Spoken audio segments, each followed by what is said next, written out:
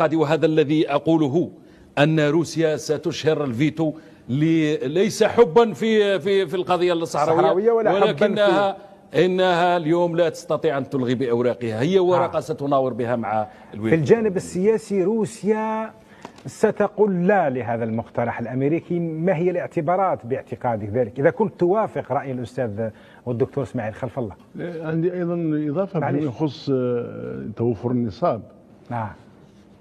ولو أنه ربما توفر النصاب من الناحية القانونية غير ملزم يعني، ولكن من الناحية السياسية إذا ما توفرش 9 أعضاء غير دائمين، ما صوتوش ما وصلوش إلى 9 أعضاء دائمين غير دائمين لصالح القرار، فهذا أيضا نكسة أمريكية. لأنه إذا كان يعتمد غير على الفيتو، على إجماع الفيتو، فهذا تصويت منقوص تاريخيا منقوص يعني. ولكن أعتقد يفقده الشرعية هذه أستاذ. هم يتحكمون في العالم، هذا هو المشروع يكتسب المشروعية ولكن لا يكتسب الشرعية.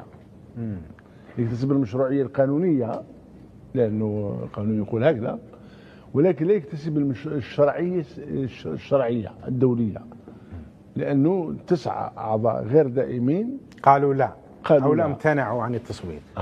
قالوا لا. وهذا اتجاه محتمل جدا لأنه غالبية الأعضاء في مجلس الأمن سيصوتون ضد. ممكن جدا أنه ما يوصلش إلى 9 أعضاء. ممكن. البعض يقول لك من هذا الذي سيقف من الأعضاء غير الدائمين أمام الولايات المتحدة؟ ومن هذا الذي فرض هذه التعديلات والتغييرات؟